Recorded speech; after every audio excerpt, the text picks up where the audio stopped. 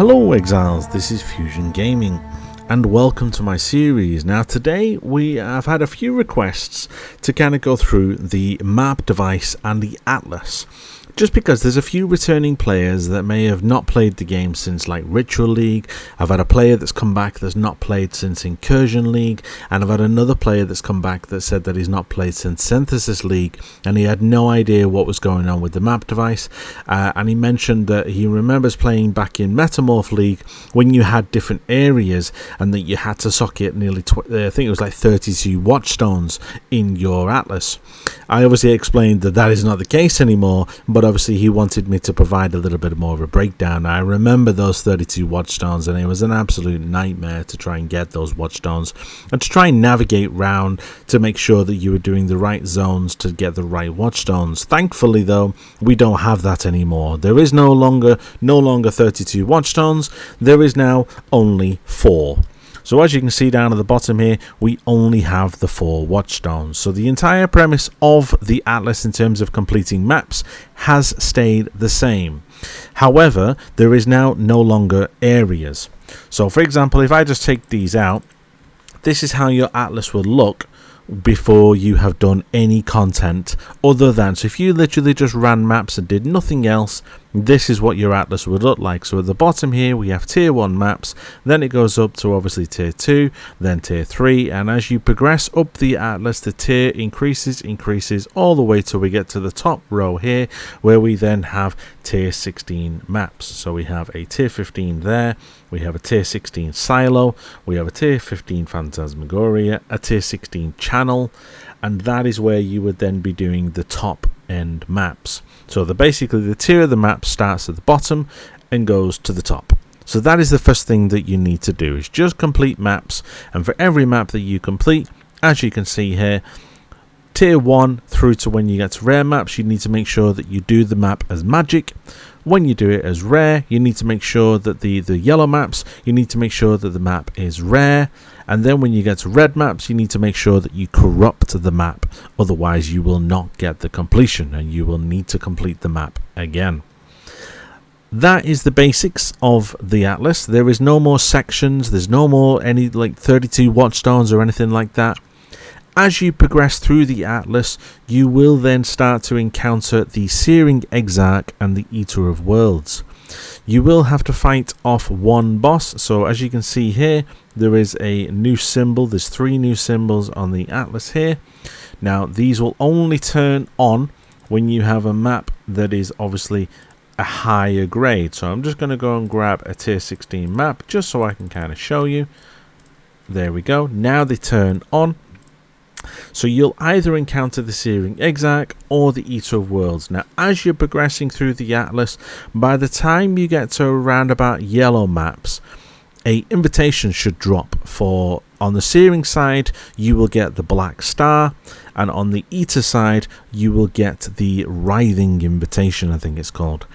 Those are 2, I would say, mini bosses. They're not serious bosses. They are still quite challenging, I would say, for that tier. And then once you've completed those, once you've completed a few more maps, you will then drop a Screaming Invitation and an Incandescent Invitation. The Incandescent Invitation is for the Searing Exarch, which is the red altar here, and the Screaming Invitation is for the blue altar here. Now they are 2 what we call pinnacle bosses. So they are similar to the likes of Shaper, Maven, Uber Elder, Cyrus. They are on that type of wavelength in terms of damage and the type of life that they will have. Now once you have then killed the Searing Exarch and once you have killed the Eater of Worlds, you will then receive their corresponding Voidstone. So you will get the Grasping Voidstone for killing the Eater of Worlds, and you will get the Omniscient Voidstone for killing the Searing Exarch. Now you probably notice when I put that in, there's like a funny animation that kind of highlights. What this is then doing, it is then highlighting and updating all of your maps. So we've now updated all of the tiers of the maps. So instead of this bottom one now being tier 1, it is now tier 8. And every time you get one of these Watchstones, it does increase the tier of the maps by another few stages. Once you've then cleared and killed the Maven, which is called the Ceremonial Voidstone, you will then get another tier up, and then I believe once you then kill the Uber Elder, you will then get your final Voidstone. What that then does is it then turns every single map into a tier 16 map. So right down at the bottom here, tier 1 Arena is now a tier 16, and right at the top here, a Spider Forest, which was a tier 15, is now a tier 16. So every single map is now a tier 16. Now, you're probably asking, in regards to the Maven, how do I fight the Maven? Well, the only way to fight the Maven is to collect Crescent Splinters. Now, Crescent Splinters will only drop from invitations. Now, the only way that you can obtain invitations is by running boss maps. So you have to run maps, and you have to have Maven witness the boss. So you have to have this turned on. As you can imagine, when it's lit up, it's turned on. When it's turned off, it's off. Okay, it's very self-explanatory. When you run a map, when she witnesses the boss, you cannot run 10 of the same map. They do need to be 10 individual singular maps, so you'd have to run 10 different maps. She will then witness all 10 of their map bosses, and what she will then do is, as you progress through the Atlas, she will first of all give you a challenge of 3 bosses. She will witness 3 bosses, and she will then drop a invitation where you will then have to fight all 3 of them bosses in the same arena. Then she will give you one with 5, then one with 7, and then one with 10. Once you hit the 10 category, she then unlocks this top window, as you can see, that's on my screen right now, which has got the Formed, the Forgotten, the Feared, the Twisted, the Hidden, and the Elder Slayers. Now, I'm not going to go into too much detail in regards to these, but these are basically boss fights. As you can see, the ones that are highlighted in white on my screen are maps that I have already done. So I have already had those bosses. They have already been witnessed by the Maven. Now, as you can see, the Twisted in the top right corner there, all 4 of them are white. So what I'm going to do is, I've just done this specifically just for this stream, just so that you can see it. So we're just going to grab a copy of the Formed. I can't, if it is it the Formed? I can't remember. I know I just said it, but I just double check it. No, it's the Twisted. The Twisted. So what we're going to do is we're going to get a copy of the Twisted.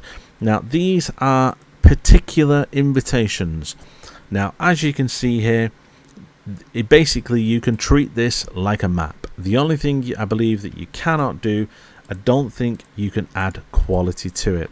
So I don't think you can apply chisels to it. No, you can't. Look, see, it's not a map. But what you can do is you could alch it, and you can then val it if you really want to, which we're going to do with this one. And all you literally do is you put it in your map device and then press enter, and it will then open the portals to the Maven's Crucible. What you will then have to do, so this one has the Purifier, so it has basically all the Elder bosses, all 4 Guardians. So what it will do is it will spawn all 4 of them, but it might spawn one at a time. So here's one. There he is, he's gone. There's 2. There's 3. And there's 4. Once you've done all 4, she then drops all of the loot on screen, as you can see here. Now, the main thing you need to be made aware of is the Crescent Splinters. They are more likely to drop in better and higher volumes from an invitation that's based from a boss. So these invitations here, these Crescent Splinters here, these 5 here, as you can see there, if you read it, combine 10 and you will then receive the Maven's Writ. The Maven's Writ is the key that you need to fight the Maven. Once you have fought the Maven, you will then receive this ceremonial Voidstone. Once you have received all 4, you then have access to the entire Atlas at all tier 16. Now, something to be made aware of, on the right here, for every single type of completion that you do on the side here. I can't remember exactly what they all are because they're currently all removed, but there's like one for completing completing a tier 16 map. There's one for killing Osiris. There's one for killing the Feared. I think there's one for killing the Shaper, and every single one of these slots you can then favorite your maps in. So if you have a particular map that you enjoy to run, I put the Strand in at this point because I was running a ton of Strands. Then what will happen is, for every single one of these map slots that is populated, you have a 100% chance that any maps that drop will then drop as that favorited map.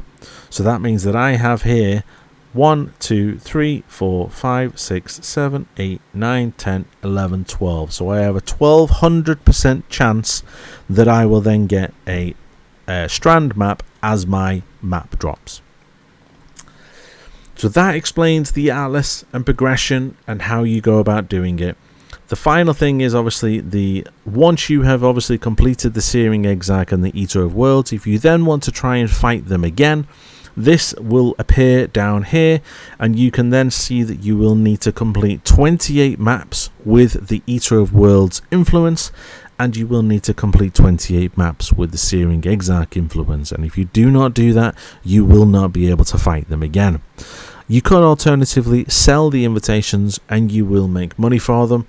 Last league they were going for around about 150 to 170 chaos per invitation, because the drop pool can be quite good if you are lucky and you manage to get a decent Forbidden Flame or Forbidden Flesh, an Omniscience, an Ashes, whatever it may be that may drop. Now, when you are completing maps, for every map that you complete, you will receive an Atlas skill point. Now, in total, you can receive 132. Now, as you can see there, Atlas objectives 115, so that is the map device. Maven Invitations, that is all the boss fights, that is 11. And then Pinnacle Eldritch bosses, so once you kill all the Eldritch bosses, you will then get a further 6 points. Now, I'm not too sure why it says Atlas objectives 112, but it may just be I just need to complete maybe a few maps. Bearing in mind this is in standard. For every point that you get, you can put it on this Atlas skill tree. Now, the most important thing to be aware of is this skill tree will only affect maps. It does not affect anything else. So if you was to run a expedition logbook, doesn't apply. If you was to run a blighted map, it doesn't apply.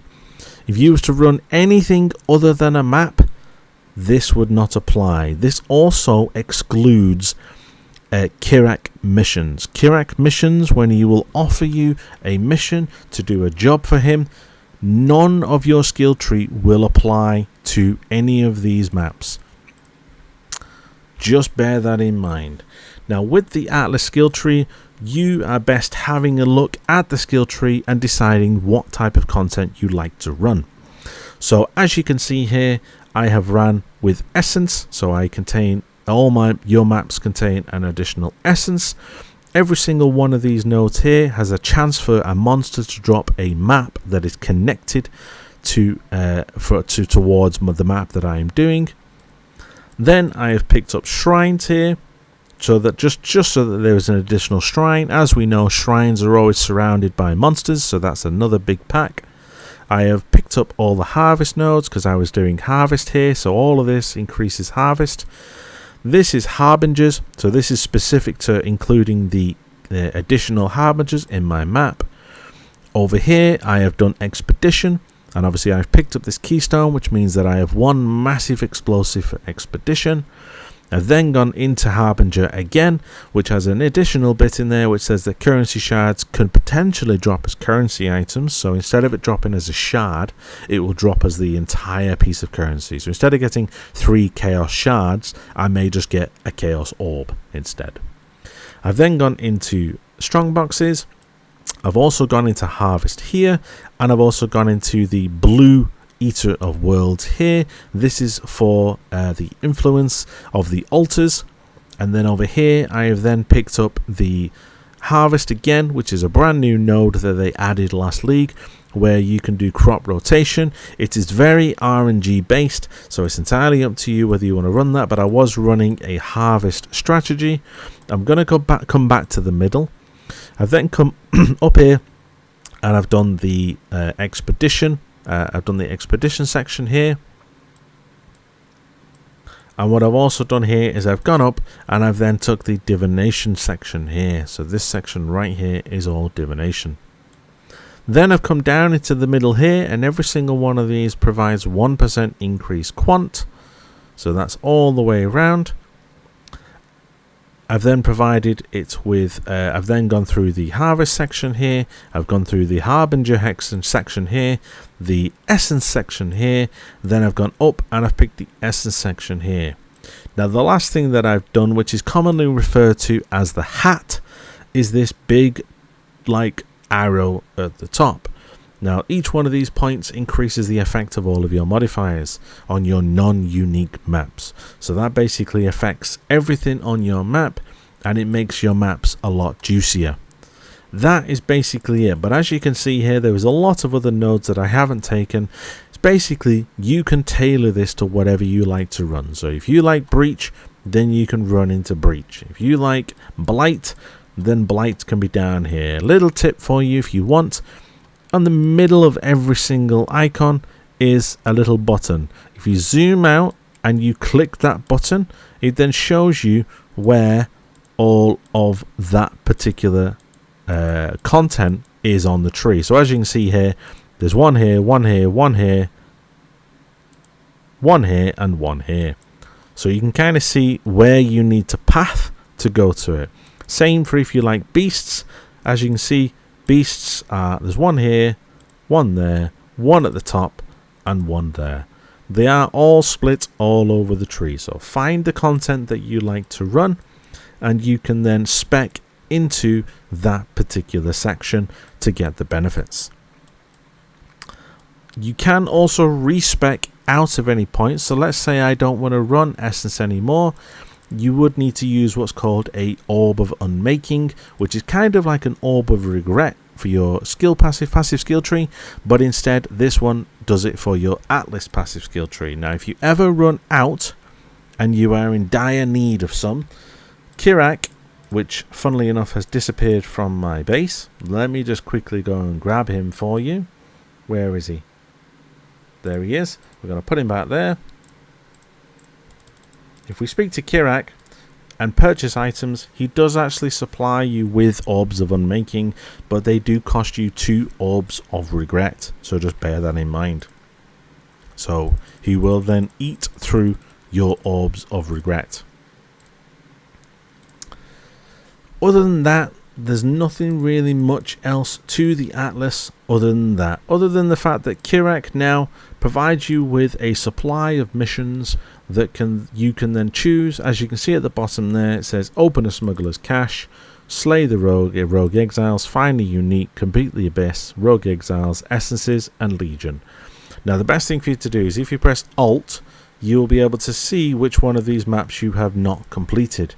So in terms of completion of your Atlas on day 1 or day 2, whichever you may be getting to it, so like this one, these are all complete, but for some reason it says here that I have not done the Infested Valley. Now because it is a tier 16 map, obviously to do this I would need to corrupt it, and you cannot modify the maps in this window. You literally have to run it as it is. You can't throw a Chaos Orb or scour that map or alk it or do anything to it. That is locked in. You cannot change that.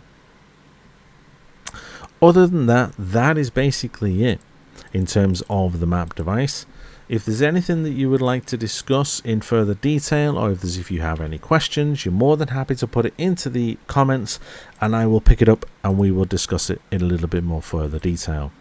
But other than that, you can also, I forgot to say by the way, whilst you're on the Atlas tree, you can show the stats here, and this is everything that you have selected and what it has done to your maps.